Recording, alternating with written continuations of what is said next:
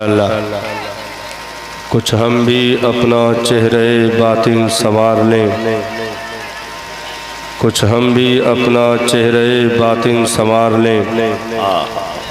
बू बकर से कुछ आईने इश्क वफा के ला, बू बकर से कुछ आईने इश्क वफा के ला। बातिल से दब रही है फिर उम्मत रसूल की, बातिल से दब रही है फिर उम्मत रसूल की। मंजर मेरे हुसैन से करबो बला के ला, मंजर मेरे हुसैन से करबो बला के ला। पीछे वाले भी थोड़ा थोड़ा आगे आ जाए। जा जिंदगी मदीने से झोंके हवा के ला। जी जिंदाबाद। शायद हुजूर हमसे खफा है मना के ला।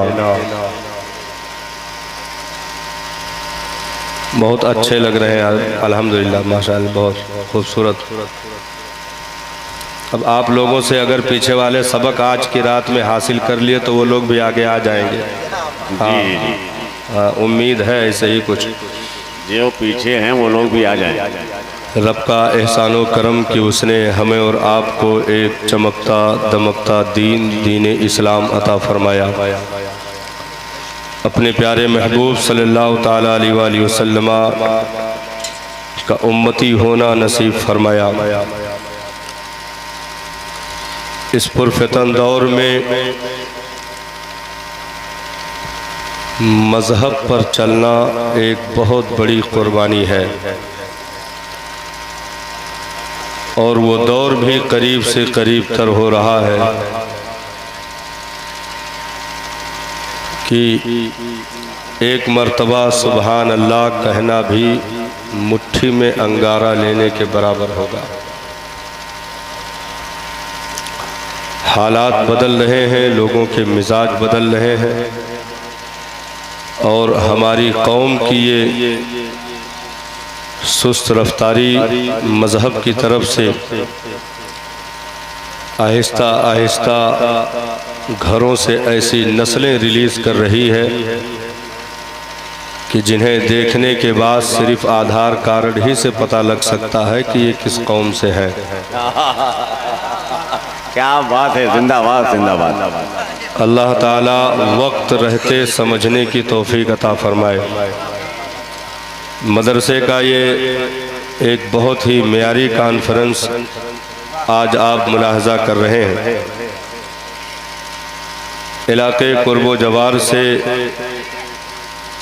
जमात अहले सुन्नत की अजीम नुमाइंदगी करने वाली मुक़द्दस हस्तियाँ उलमाए किराम की सूरत में मिंबर नूर पर तशरीफ़ फरमा है।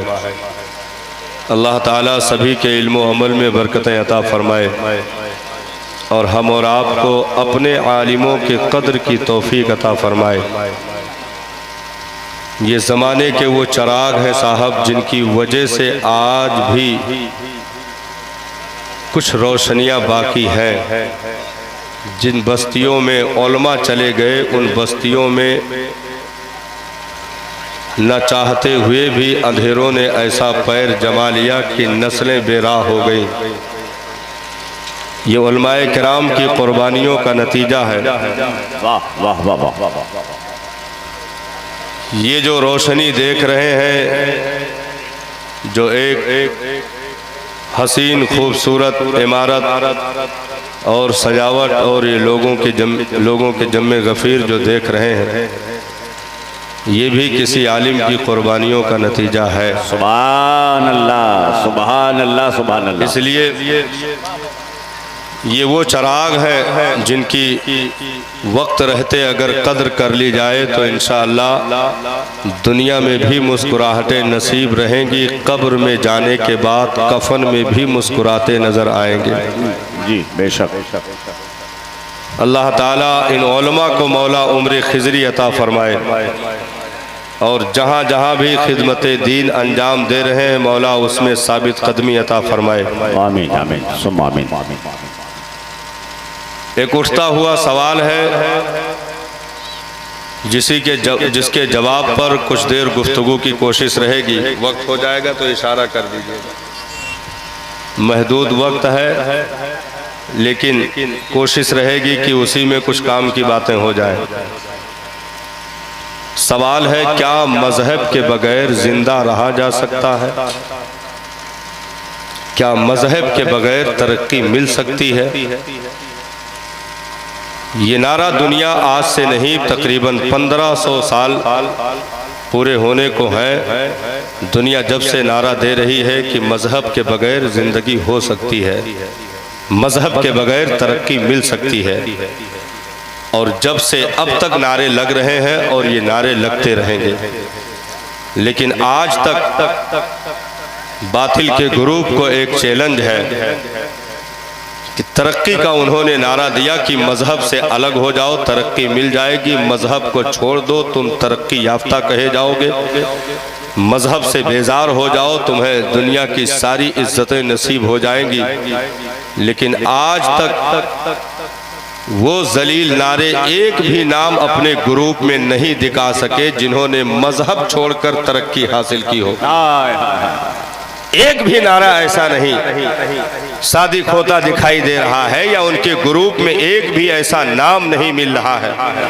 1500 साल गुजरने को है, एक भी चेहरा आज तक बातिल अक़वाम ये नहीं दिखा सकी कि ये देखो मजहब से छोड़कर, मजहब से हटकर कामयाब हो गया, मजहब को छोड़कर तरक्की हासिल कर ली, मजहब को छोड़ करके उसने नाम पैदा कर लिया, मजहब को छोड़ करके उसने अपनी नस्लों को कामयाब कर लिया।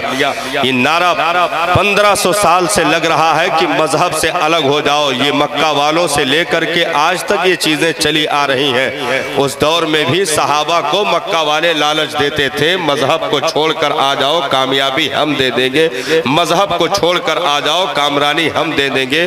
यहाँ तक कि नबी तक को मशवरा देने के लिए मक्का वाले पहुंच चुके थे कि हम दौलतें तुम्हें दे दें, सरवतें तुम्हें दे दें, एक मुंतखब हुस्न से तुम्हारा रिश्ता कर दें, लेकिन शर्त यही है कि तुम जिस मिशन पर चल रहे हो उसे छोड़ करके हट जाओ, उस मिशन से अलग हो जाओ। और ये चीजें वो सहाबा में भी ललचाई नजरों से देखते रहे, लेकिन वो सिलसिला आज तक जारी है। तरक्की का नारा देने वाले एक भी चेहरा ना दिखा सके कि वो कामयाब कर ले गए हो, या कामयाबों की लिस्ट में उनकी जमात का कोई एक आदमी भी शामिल हुआ हो। वहीं पर मुस्तफा जाने रहमत ने पेट पर पत्थर बांध करके जिस कामयाबी का नारा दिया था, इरशाद फरमाया दौलत माइनस करके आओ कामयाबी मिल जाएगी, पत्थर बांध करके आओ कामयाबी मिल जाएगी। दुनिया कह रही थी इधर आओ हीरे जवाहरात मिलेंगे, इधर आओ दौलतों सरवत तुम्हें मिलेगी, इधर आओ बिल्डिंगों के मालिकान तुम हो जाओगे, इधर आओ हुकूमतें तुम्हें मिल जाएगी। लेकिन इधर का नारा यह था कि जो कीमती लिबास बदन पर है वो भी उतारना पड़ेगा, आ जाओ मेरे कदमों में कामयाबी तुम्हें मिल जाएगी, चादरें भी छिन जाएंगी लेकिन कामयाबी मिल जाएगी, घर बार वतन जमीन जायदाद छूट जाएंगे लेकिन कामयाबी मिल जाएगी। तो दुनिया में दो नारे लगे, एक बातिल कौम से नारा लगाया गया, एक हक को सदाकत की अलम बर्दारी करने वालों की तरफ से कामयाबी का नारा लगाया गया। लेकिन 1500 साल गुजरने को है, आज भी अगर नस्लें बिगड़ करके गैर की तरफ ललचाई निगाहों से देख करके अपने मजहब से माज़अल्लाह बेजारी अख्तियार करती है तो उनकी बहुत बड़ी भूल होगी। पूरी बातिल कौम को चैलेंज है, 1500 साल में एक भी कामयाब चेहरा ना दिखा सके, लेकिन जिन्होंने टूटी चटाई पर बैठ करके कामयाबी का नारा लगाया था, दुनिया ने अपनी निगाहों से देख लिया। बिलाल आए कामयाब हो गए, सलमान आए कामयाब हो गए, बुज़र गिफ़ारी आए कामयाब हो गए, सिद्दीक़ अकबर कामयाब, उमर फारूक आज़म कामयाब, उस्मान ज़ुन्नूरैन कामयाब, शेर खुदा हैदर कर्रार मुश्किल कुशा दामाद मुस्तफा कामयाब, इमाम हसन हुसैन कामयाब, उमर बिन अब्दुल अजीज कामयाब, खालिद इब्नुल वलीद कामयाब, अबू उबैदा इब्नुल जर्राह कामयाब, हजरत साद इब्न अबी वक्कास कामयाब, अरे गौसे आजम कामयाब, गरीब नवाज कामयाब, इमाम अहमद रजा कामयाब, हुजूर ताजुश शरिया कामयाब। ये दीवानों की एक लिस्ट है कामयाबों की। बातिल एक नाम ना दिखा सका, लेकिन मुस्तफा के दीवानों ने इतनी तादाद सामने कामयाबों की रख दी कि शुमार करते नस्लें खत्म हो जाएगी, मुस्तफा के गुलामों का शुमार नहीं हो सकता। नारे तकबीर, नारे रिसालत, मसलके आला हजरत। सुभान अल्लाह, सुभान अल्लाह, वाह वाह वाह वाह वाह वाह। आज सोशल मीडिया के जरिए, व्हाट्सएप, फेसबुक, यूनिवर्सिटीज के जरिए नौजवानों को वर्गलाने की नापाक साजिशें रची जा रही है, नई नस्लों को तोड़ने की नापाक साजिशें रची जा रही है। और नई नस्लें वो थूकती भी ना उस तरफ, लेकिन माँ बाप के कमियों की वजह से, क्योंकि माँ बाप ने घुट्टियों में दुनिया की सारी चीजें रख दी। अगर ना रखा तो नबी का प्यार ना रखा, अगर ना रखा तो कुरान की चंद आयतें ना रखी, अगर ना रखा तो उन्हें जनाजे तक की नमाज पढ़ने का तरीका तक ना बता सके।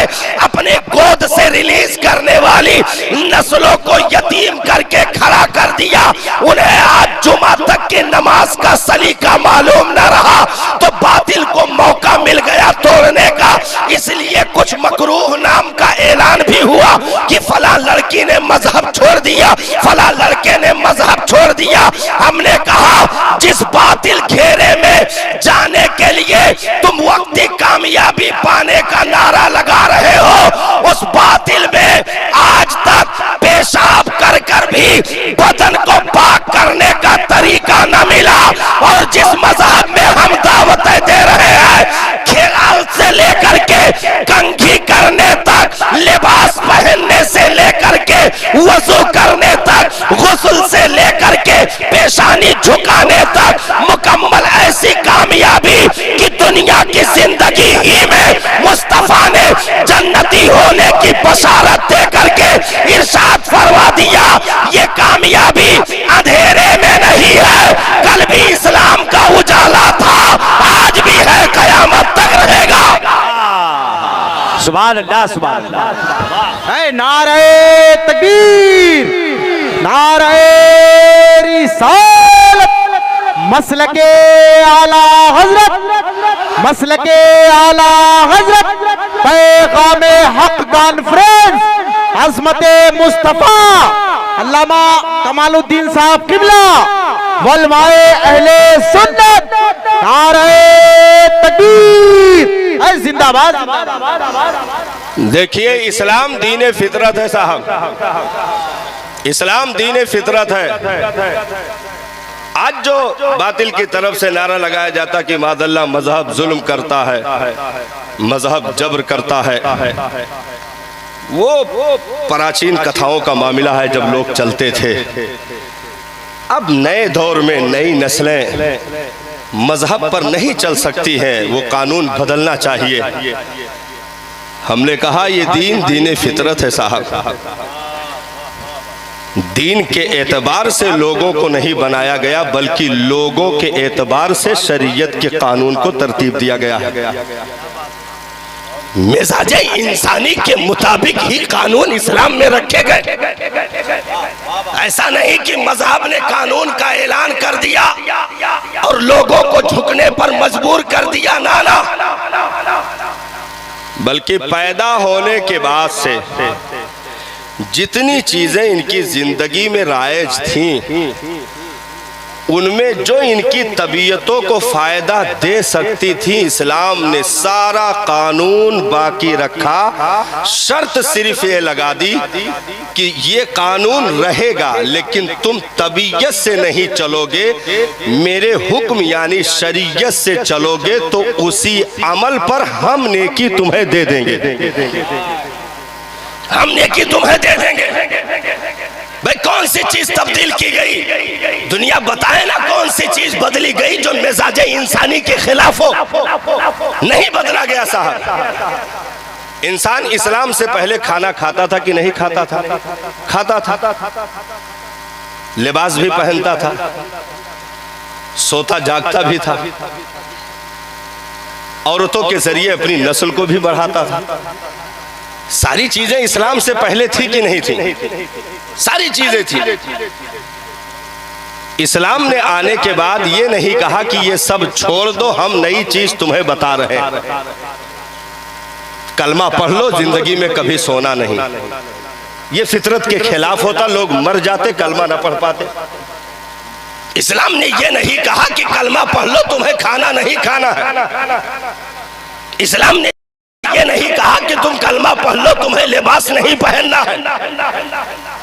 अरे जिस मजहब में इतनी नरमी दिखाई गई हो कि शराब जैसी बेहुदा चीज जिसको उम्मुल खबाइस कहा गया, कानून लागू है, उसके बाद भी कहीं डायरेक्ट मना करने से इनके बदन पर इस समाज में कोई नुकसान न पहुंच जाए, इस्लाम ने उसको डायरेक्ट मना नहीं किया।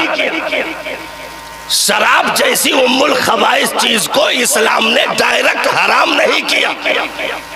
भाई नमाज हो रही थी लेकिन अभी पीने की मनाही नहीं की गई थी, पीने को मना नहीं किया गया था। सिर्फ इतना कहा गया कि पियो, लेकिन नमाज के टाइम इतना एहतियात रखना कि नशे में ना रहना,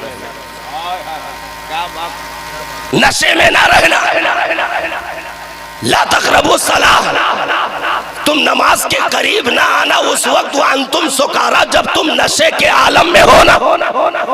मतलब यह है कि नमाज से पहले ये चीज कर लेना, नमाज में ये ना होने पाए। और ये मनाही जब हुई, ये पाबंदी जब लगी, जब कुछ लोग आए और नशा इतना तारी था कि कदम लड़खड़ा रहे थे, नियत बांध कर भी गिर रहे थे और गलत कुरान की सूरतें पढ़ी जाने लगी, तब पाबंदी लगाई गई।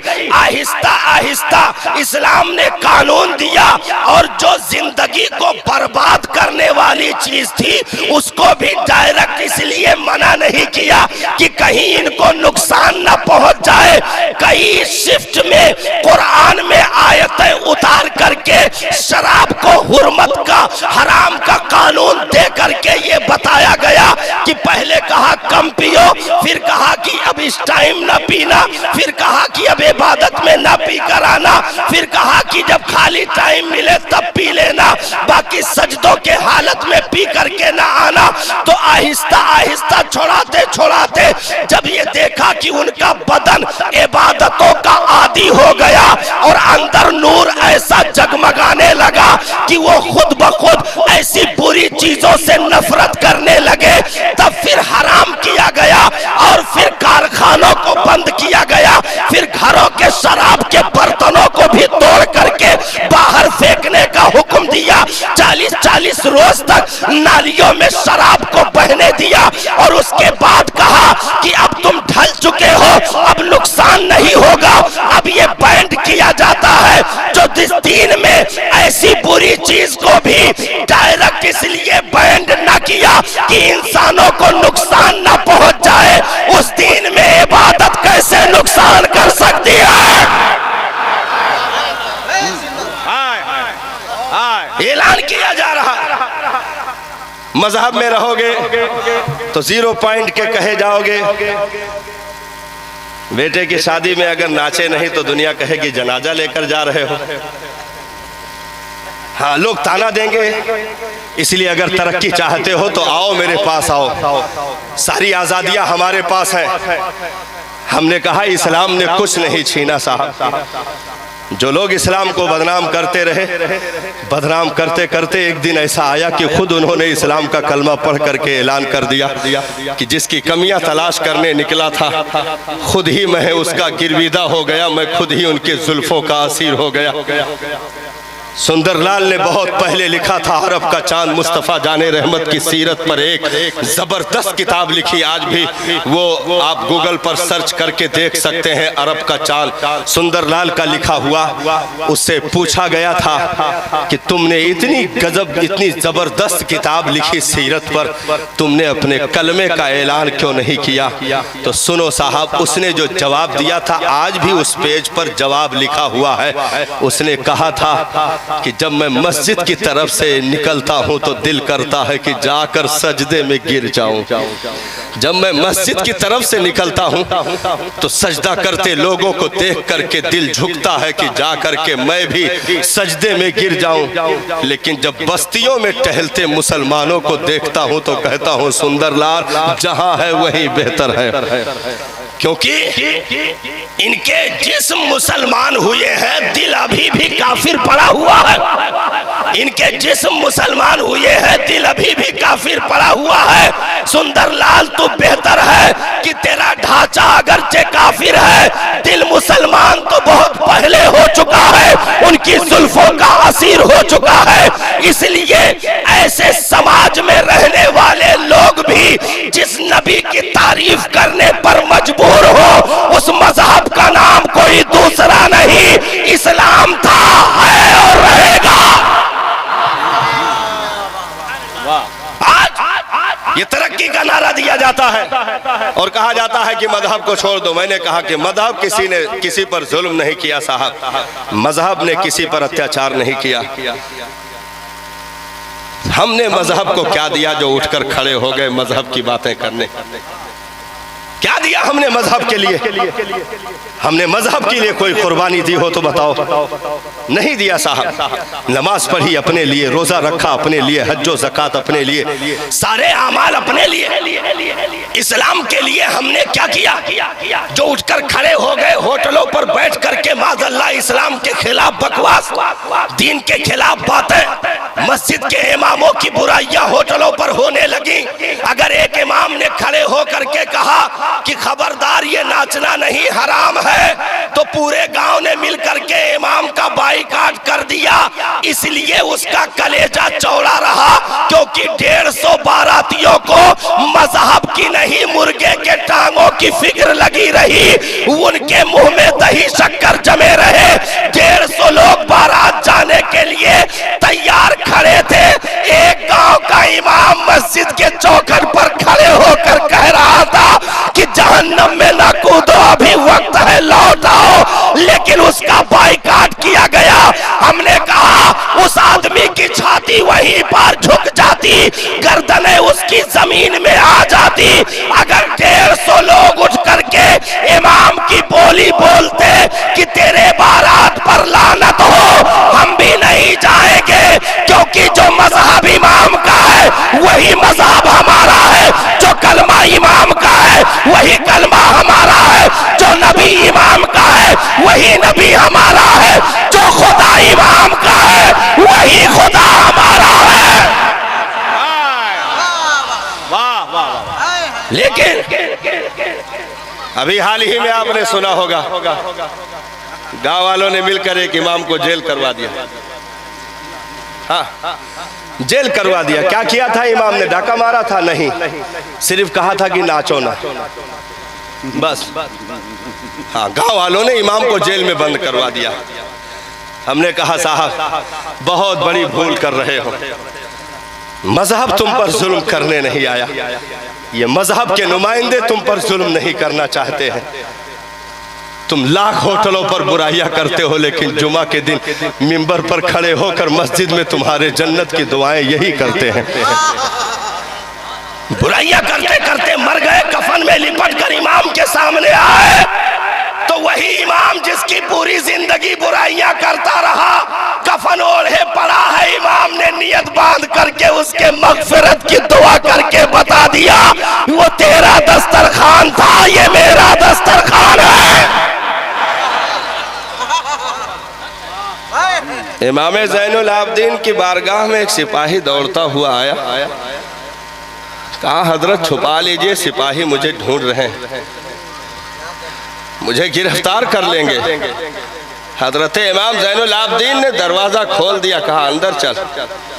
लेकर गए, बिस्तर लगाया, बिठाया, पानी ठंडा दिया, पिलाया, खाना भी खिलाया और कहा लेट जा, सुकून से आराम कर ले, थका है, सहरा का सफ़र करके आया है। लेट के आराम भी किया उसने। जब शाम होने को करीब हुई तो उठकर आया और कहा कि सरकार इजाज़त दीजिए, मैं चलना चाहता हूँ। कहा कि ठीक है, बिल्कुल इजाज़त है, जाइए। चौखट तक आप छोड़ने के लिए आए। जब चौखट के करीब वो पहुंचा, आंखों से आंसू आ गए। कहा कि सरकार शायद आपने मुझे पहचाना नहीं। इमाम ज़ैनुल आबदीन से उसने कहा कि शायद आपने मुझे पहचाना नहीं। इमाम ज़ैनुल आबदीन की आंखें भर आईं। कहा ओ जब तू आया था जब ही मैंने पहचान लिया था। मेरी निगाहों से वो तस्वीरें कैसे डिलीट हो सकती हैं जिसके निगाहों के सामने उसके पूरे चमन को आग लगा दिया गया। उन मुजरिमों, उन पापियों का चेहरा इस निगाहों की पुतलियों में कैद है। ये तो कल मैदान महशर में किताबें खोलेंगी। तू जब आया था जब ही मैंने पहचान लिया था। तू ही तो था ना यजीद के लश्कर के सामने, साथ में करबला में मिलकर के मेरे चमन को लूटने आया था। तू आया था जब ही मैंने पहचान लिया था। रो पड़ा, कदमों में गिर पड़ा। कहा कि सरकार जब पहचान लिए फिर ये ठंडा पानी कैसा। जब पहचान लिए थे तो ये पेट भर खाना कैसा। जब पहचान लिए थे तो ये आराम के बिस्तर कैसे। इमाम ज़ैनुल आबदीन ने इरशाद फरमाया, ओ यजीदी वो तेरा दस्तरखान था, ये आले रसूल का दस्तरखान है। वो तेरे ज़मीर थे कि नबी के लाडले बेटे जिगर के टुकड़े खातूने जन्नत के चमनिस्तान के महकते फूल अली गुल मुर्तजा के लाडले तेरी जमीन पर उतरे हुए थे। यजीदियों वो तुम्हारा दस्तरखान था कि 3 दिन तक फुरात तक का पानी बंद कर दिया। ये ठंडा पानी जो मैंने पिलाया है ये आले रसूल का दस्तरखान है। बर्तन से वही निकलता है जो होता है, इसलिए कौम ने अलग दोगलापन किया। लेकिन ये इमाम जो नबी के दीन के नुमाइंदे हैं, ये इनका दस्तरखान है कि पैदा होने के अजान से लेकर के मरने के नमाज तक इन्होंने तुम्हारा साथ नहीं छोड़ा और बता दिया वो तुम्हारा दस्तरखान था, ये मेरा दस्तरखान है। इसलिए दीन किसी पर जुल्म नहीं करता। दीन के कानून में कोई जबर नहीं है साहब। और ये अपने बाप की बातें अगर बताएं तो एक दिन भी इनकी इत्तिबा नहीं है।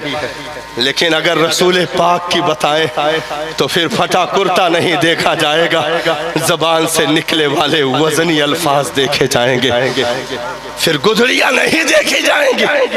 हम तो सलाम उसी को करते हैं जिसके पास अच्छी गाड़ी हो। हम तो सलाम उसी को करते हैं जिसके पास दौलतें हो। साहब हमने सलाम को अमीरी और गरीबी में तकसीम करके रख दिया। काश कि मुस्तफ़ा की सुन्नत समझकर करते तो अमीर भी आ जाता, गरीब भी आ जाता। ये दीन है, दीन। हमारी आंखें नहीं देख रही है ना, इनकी आंखें देख रही हैं। क्योंकि इल्म की रोशनी कुछ और होती है साहब, इल्म की रोशनी कुछ और होती है। एक आदमी गिरा, बेहोश हो गया। आप में से नहीं घबराइएगा, दूसरी जगह एक आदमी गिरा, बेहोश हो गया। गांव वाले दौड़ करके आए, 100 150 की तादाद में मजमा लग गया। कोई कह रहा है ऐसे गर्मी चाहिए, गर्मी चाहिए, पानी लाओ, पानी लाया। किसी ने कहा सरसों तेल लाओ, इसके तलवे मालिश करो, बेहोश हो गया। 150 लगे हैं, कोई इधर पलटी मार रहा है, कोई उधर पलटी मार रहा है, कोई सर पे मालिश, कोई तलवे पे मालिश, कोई पानी छीटा। 150 लगे हैं। बहुत ऊंची मिसाल, 150 लगे हैं। इतने में अचानक एक आदमी आया, उसने कलाई पकड़ी, नब्ज देखी और 150 से कहा कि हट जाओ नहीं तो ये मर जाएगा। दिमाग की नस फट चुकी है, इसको तुरंत ट्रामा रिफर किया जाए, बड़े डॉक्टरों को दिखाया जाए, ऑपरेशन जरूरी हो गया है। तो 150 लोग जो पानी का छींटा मार रहे थे वो जहालत की तारीकी में थे। जिसने नब्ज पकड़ा उसके इल्म की रोशनी थी, जिसने बता दिया कि मामला ये नहीं ये है। लेकर गए, उसकी जिंदगी बच गई। तो अब 150 लोग क्या करेंगे? कि फौरन इस आदमी के नाम FIR करो, जिसने इसको बचाया है इसको फौरन इसका मर्डर कर दो, इनकाउंटर कर दो। क्यों बचाया? 150 लोग लगे थे, बचा सकते थे, ये आखिर क्यों आकर के लेकर चला गया? तो 150 लोग उसे गाली देंगे कि हाथ जोड़ करके शुक्रिया अदा करेंगे?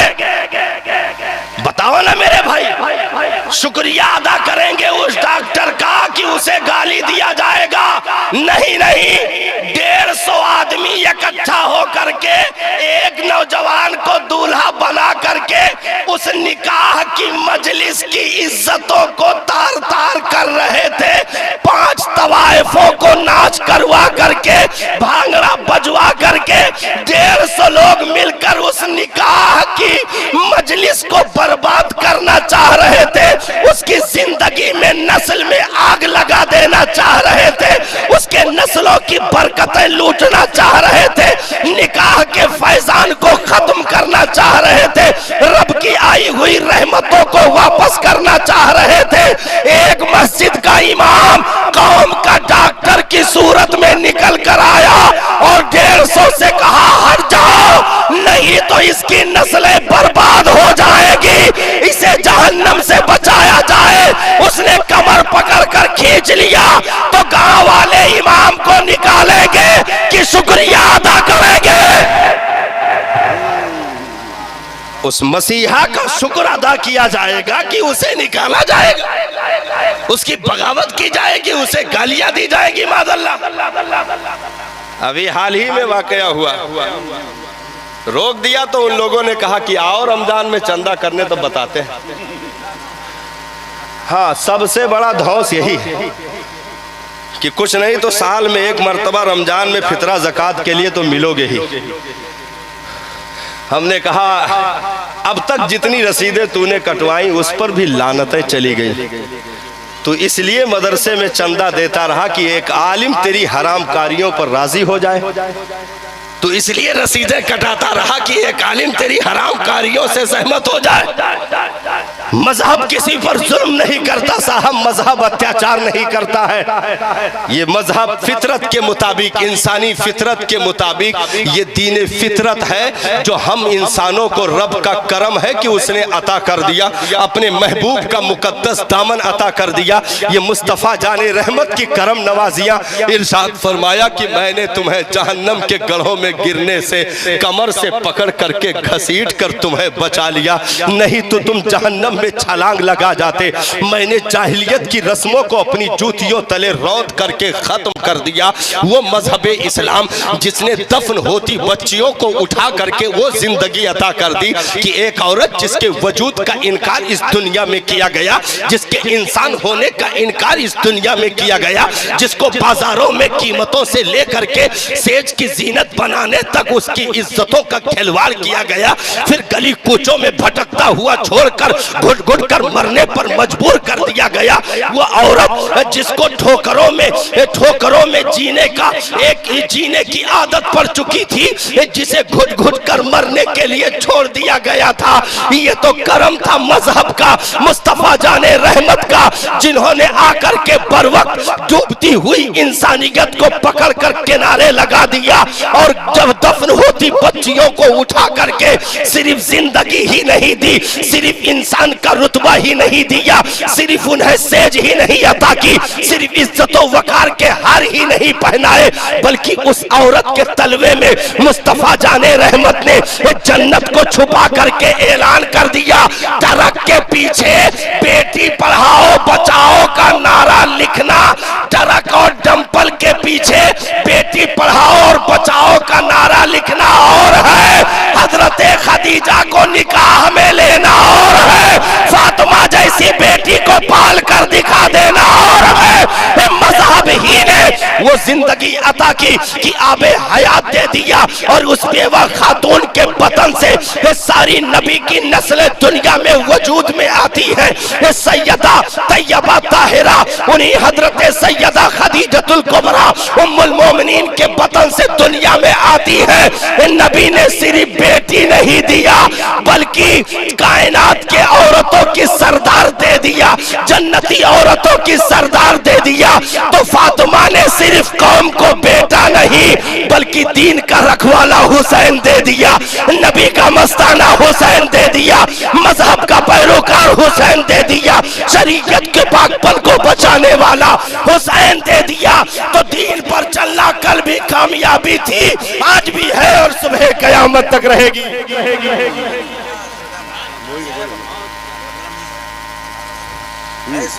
कह रहे 15 मिनट और है तो शुरू की जाए तकरीर।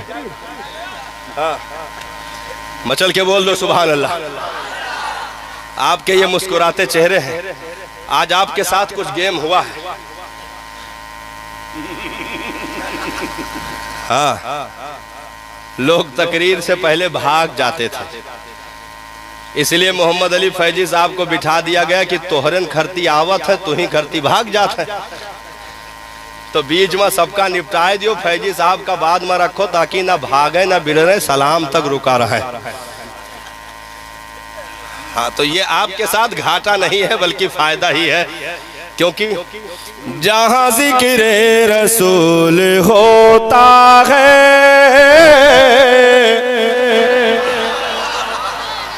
जहां जिक्र हबीब होता है, जहां जिक्र हबीब होता है,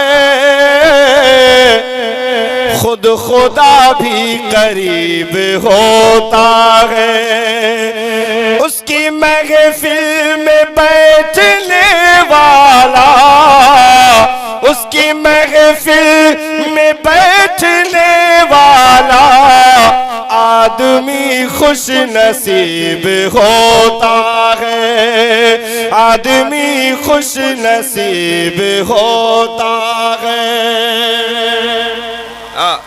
तो रब का करम है कि उसने हमें मजहब अता फरमाया, और ऐसा वैसा मजहब नहीं, अपना पसंदीदा मजहब अता कर दिया, अपना पसंदीदा मजहब रब ने अता फरमाया। अब यहाँ से एक गुफ्तगू शुरू हो रही है, और मतलब जितना टाइम है उतने में समेटना है, ज्यादा नहीं होना। ज्यादा होगा तो हजरत माइक खींच लीजिएगा, हम समझ जाएंगे टाइम खत्म हो गया है। तो फितरत देखिए, दुनिया में तकरीबन 18,000 के ऊपर मखलूकात को रखा गया। सबकी फितरत अलग अलग है, सबकी फितरत अलग अलग है। सुभान अल्लाह। नारे तकबीर, नारे रिसालत, माशाअल्लाह। शोराए अहले सुन्नत हज़रत कारी मोहम्मद अली फैजी वाहिदी, नारे तकबीर, नारे रिसालत, मसलके आला हजरत। जिसको यकीन नहीं था अब देख लीजिए, ठीक है। हाँ, बहुत बेचैन थे सर कि पता नहीं मौलाना औरों गेम तो नहीं कर रहे हैं, कि मतलब लास्ट में कर दिए हैं, गायबे तो नहीं कर दिए हैं। लेकिन अल्हम्दुलिल्लाह हमारी जमात के एक लायको फायक उभरते हुए शायर आदम हिंदुस्तान मोहम्मद अली फैजी साहब किबला, अल्लाह ताला इन्हें हासिदीन की हसद और दुश्मनों की दुश्मनी, मुनाफिकों के निफाक से महफूज व मामून फरमाए। आमीन आमीन आमीन। फितरत, तो जितनी भी मखलूकात को रब ने पैदा किया उनकी हर एक अलग अलग फितरत है। दरख्तों की फितरत अलग है, मछलियों की फितरत अलग है, दिगर जानवरों की फितरतें अलग हैं, लेकिन हजरत उनकी एक फितरत है, उन सब की एक फितरत है। अगर वो चीज वो पा जाए तो जिंदा रहेंगे, सलामत रहेंगे, तंदुरुस्त व तवाना रहेंगे।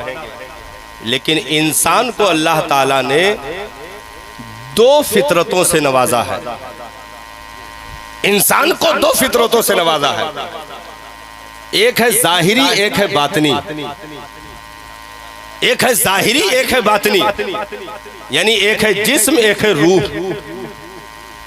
तो और दीगर मखलूकात की ग़िज़ा सिर्फ जिस्म के लिए रखी गई, लेकिन इंसान के लिए अल्लाह ताला ने दो ग़िज़ाएं तैयार करके रखी गई, एक जिस्म के लिए, एक रूह के लिए।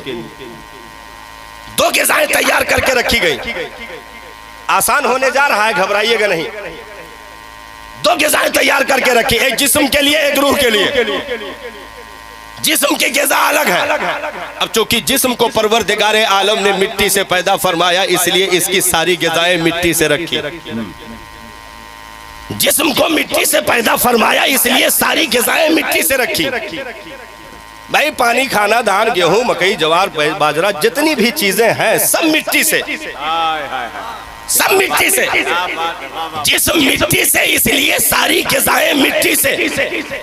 इस जिस्म को पालने के लिए मिट्टी से ग़िज़ाएं दी जा रही है, लेकिन रूह आलमे बाला की, उसको मिट्टी से नहीं बल्कि रब ने अपने महबूब के नूर से पैदा फरमाया।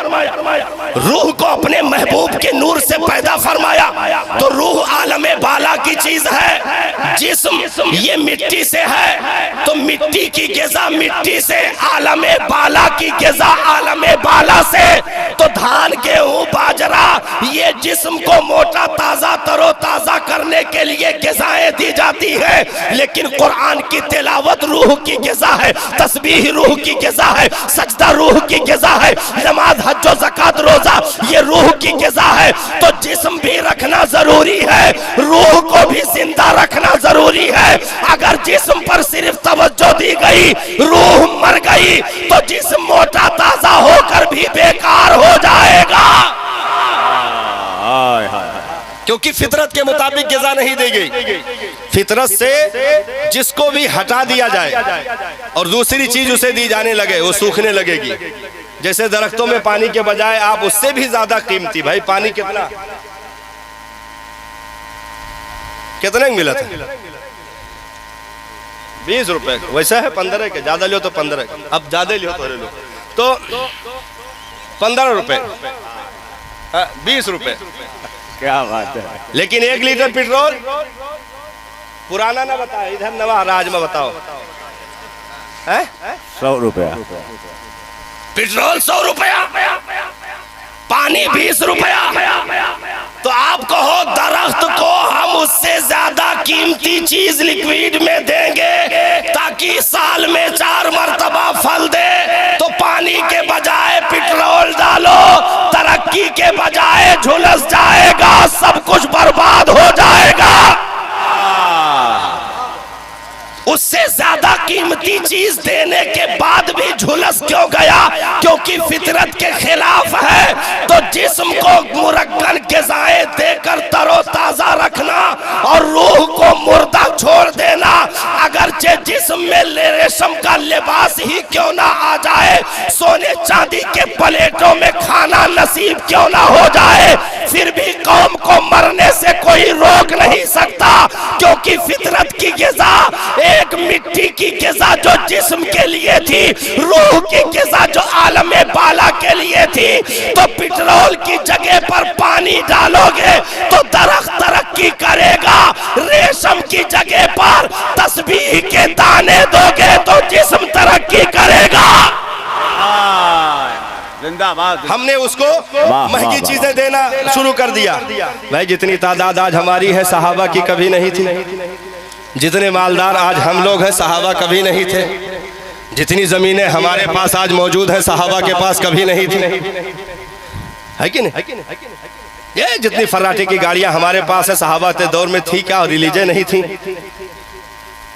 सारी सहूलतें मौजूद है, लेकिन एक चीज उसी में और जोड़ दीजिए, जितना जलील हम लोग हैं सहाबा कभी नहीं थे। एक चीज और जोड़िए ना, जितना जलील हम हैं सहाबा कभी नहीं थे। वजह क्या हुई साहब जिल्लतों की? उनके पास सवारियां ऊंट घोड़े, हमारे पास सब फर्राटे की सवारियां मौजूद है जहाज तक। उनके पास बदन ढकने के लिए एक चादर सिर्फ, हमारे पास अनवा अक़साम के सूट जो अलमारियों में सजे हुए।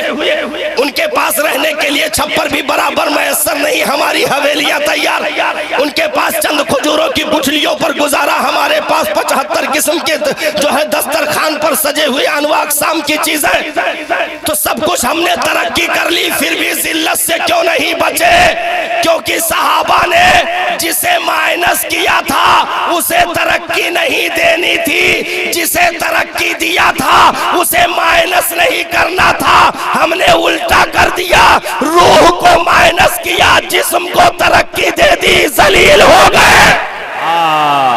बेशक बेशक हमने उल्टा कर दिया। बेशक बेशक। उन्होंने पेट पर पत्थर बांधा, लेकिन रूह की ग़िज़ा में तकबीर ऊला भी नहीं छूट रही है। जी बहुत अच्छी, जिंदाबाद।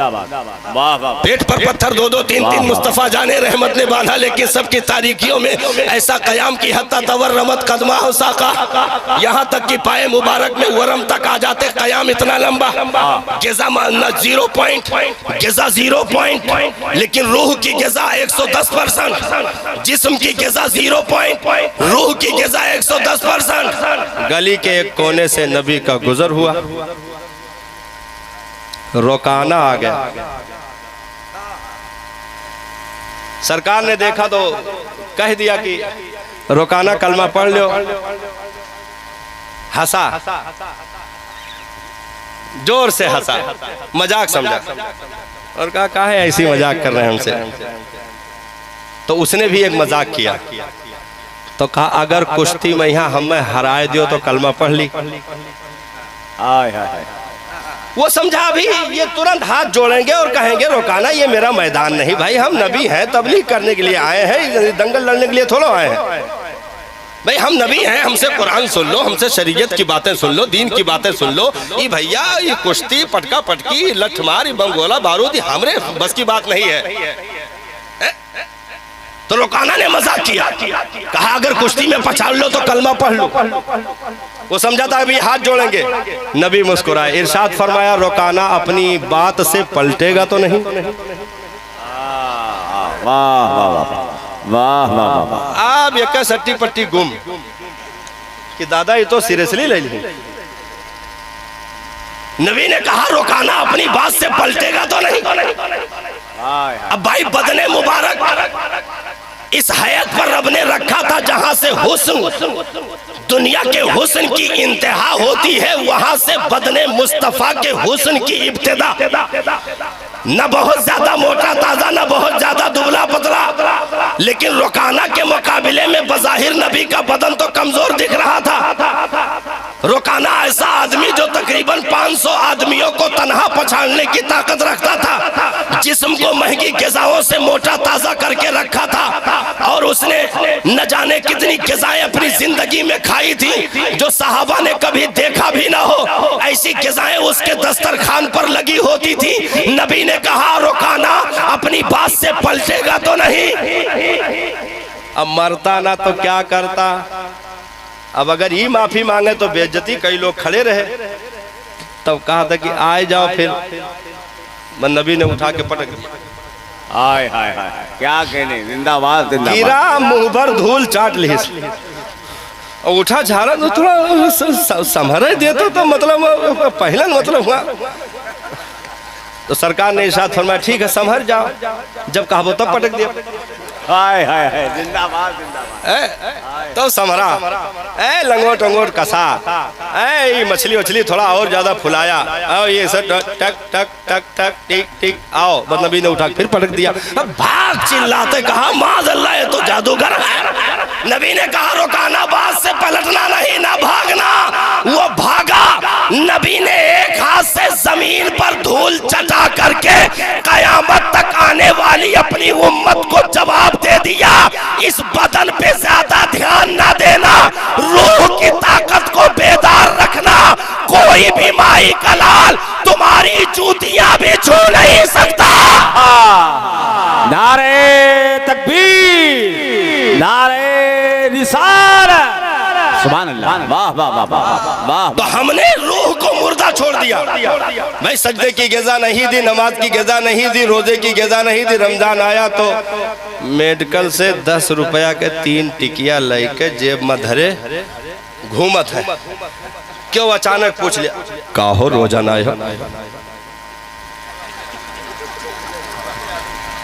हाँ, ये उज़रे माकूल लिए घूम रहा। यहाँ तक कि कुछ ऐसे भी निकले जिनके खाते में जुमा तक नहीं, कुछ ऐसे भी बदनसीब निकले जिनके खाते में ईदैन भी नहीं। यानी रूह को बिल्कुल प्यासा मुर्दा छोड़ दिया। अब जिस्म में अगरचे मेंस पार्लर, ब्यूटी पार्लर में पुरानी बिल्डिंगों को नया किया जाता हो डेंटिंग पेंटिंग से, उसके बाद भी बाल की कटिंग नंबर 1, चेहरे पर सारी गुलों की चीजें नंबर 1, बॉडी बिल्डर बन गए और महंगे ड्रेस पहन लिए। लेकिन एक कुफ्र में रहने वाला सिर्फ चौराहे पर ललकार दिया तो पेशाब छूट गए, क्योंकि रूह मरी हुई है, सिर्फ बॉडी बनी हुई है। अगर रूह जिंदा होती तो 50 राजाओं की ताकत रखने वाला जैसे चैलेंज दिया, गरीब नवाज ने कटोरा भेजकर बता दिया कि मामूली न समझना, ये कुर्ते महंगे नहीं है, लेकिन रूह ऐसी है कि 50 लाख राजाओं को भी मोइनुद्दीन ऐसे चुटकियों में मसल सकता है। सुभान अल्लाह। इसलिए वाह वाह वाह वाह। दीन हमें आबे हयात देता है साहब। हाँ, तो दीन के सिर्फ दावेदार न बनो, उदखुलू फी सिल्म काफा। दीन में अगर दावेदार बने हो तो पूरे तौर पर दीन में दाखिला ले लो मुसलमानों, क्योंकि ये वो पानी है जो कभी मरने नहीं देता, कब्र में भी मुस्कुराने का हुनर देता है। कफन में मुंह छुपा करके मिलने से क्या फायदा साहब, वो काम करके जाओ कि दुनिया कफन पहना रही हो, तुम लेटे मुस्कुरा रहे हो। आज फूले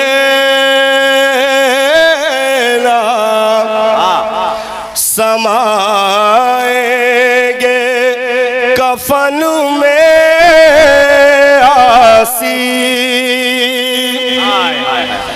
आज की रात है उस गुल से मुलाकात की रात।